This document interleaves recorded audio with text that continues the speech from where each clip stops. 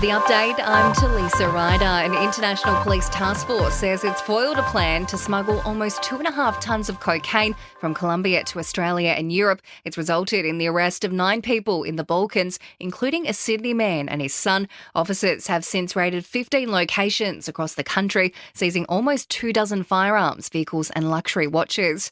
There's increasing speculation Joe Biden is close to pulling out of the election race. That's after former President Barack Obama and former Speaker Nancy Pelosi joined the chorus of Democrats lobbying for his withdrawal. Former Biden advisor Jamie Metzl says the writing seems to be on the wall. So I don't know whether he'll listen to Obama alone or Nancy Pelosi alone or Chuck Schumer alone. But what we're seeing is a growing crescendo of everybody saying the same thing. We love you, President Biden. We're so grateful for everything that you've done. But the time has come to pass the torch. It comes as Donald Trump prepares to officially accept the Republican nomination at their convention this afternoon. Back home, and Prime Minister Anthony Albanese says deregistering the CFMEU is not the way to go, despite calls from the opposition. The union's been engulfed in scandal this week after reports emerged of corruption and criminal activity in its ranks. The ALP has blocked donations from the CFMEU and cut ties with its construction division. An independent administrator will also be appointed to overhaul the union.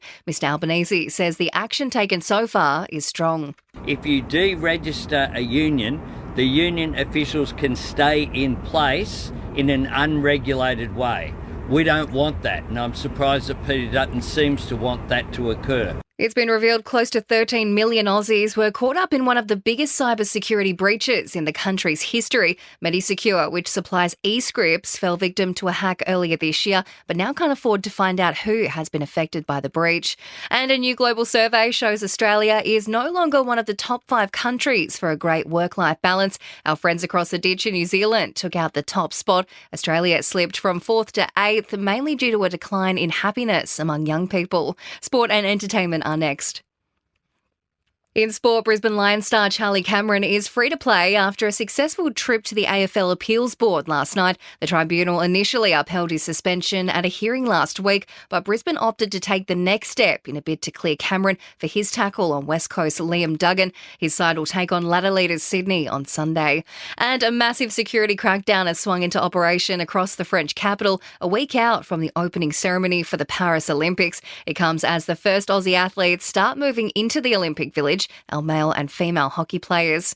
In entertainment news, an American man who made threats against Taylor Swift and boyfriend Travis Kelce has been detained by police ahead of her first Eras Tour concert in Germany. Police say the 34-year-old stalker will be kept in custody until the pop star's shows are over. The estate of Prince has effectively pulled the plug on a documentary series about the musician's life. Representatives for the family say the first cut contained dramatic factual inaccuracies. And the new trailer for the highly anticipated Beetlejuice sequel has been released. Winona Ryder and Michael Keaton are both back 36 years after the first film was released. Jenna Ortega also starring. And that's the latest from the Nova Podcast News team. We'll have another episode of The Update for you tomorrow.